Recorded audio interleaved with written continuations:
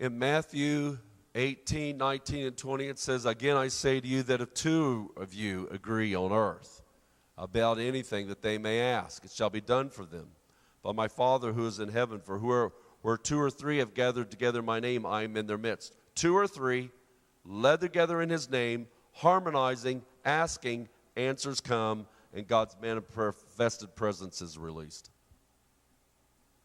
We need this today.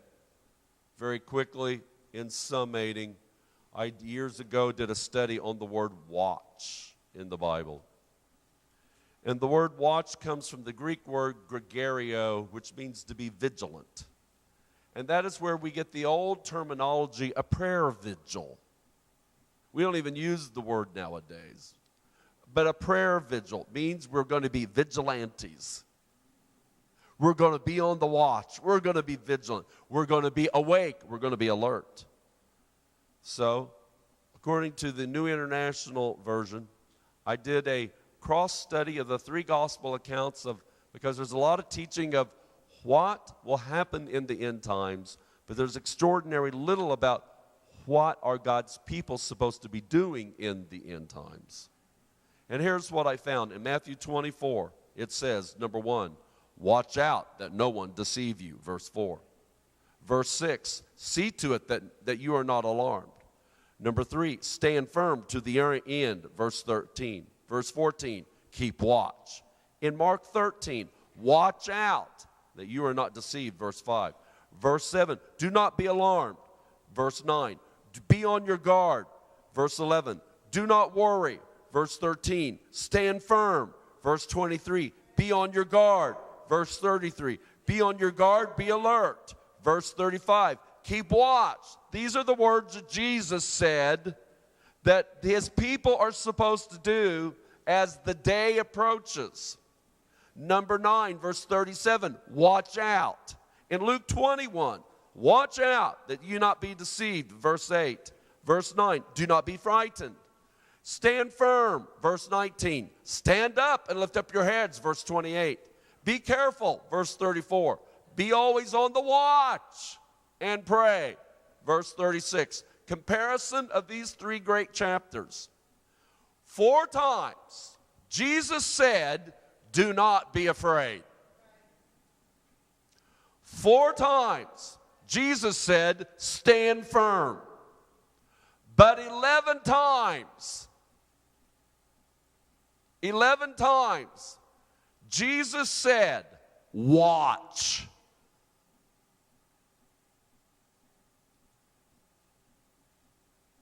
One of the primary things, not the only thing, but one of the primary things we are to do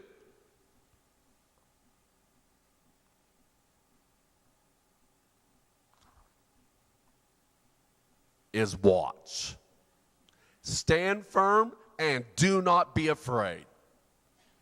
That is why in Isaiah 62, verse 6 and 7, it says, I have chosen, or I have appointed watchmen on the walls for Jerusalem's sake, who will give themselves no rest and give him no rest until Jerusalem is established as a praise in the earth.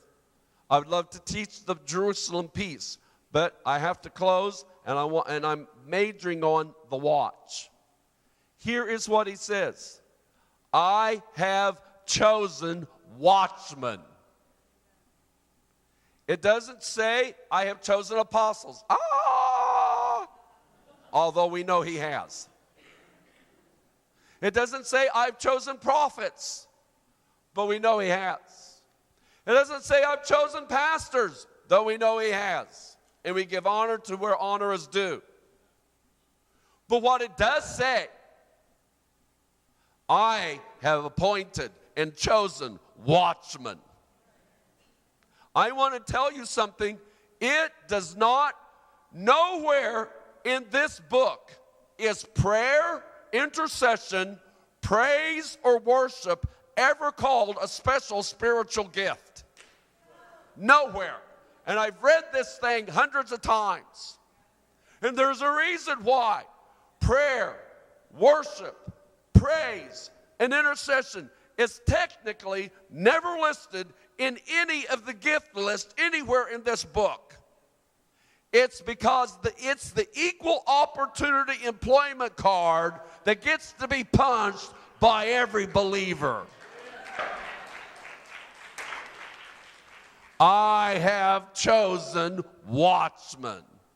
So my closing exhortation is, do something. In their situation, their prayer meeting didn't last 1 week. It didn't last 1 month. It didn't last just 1 year or 10 years. It went on unceasing before the Lord for 110 years in length. It requires a longevity mindset. I exhort you to be a part because you are chosen.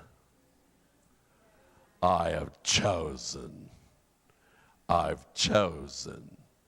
You want your job description? Be a watchman.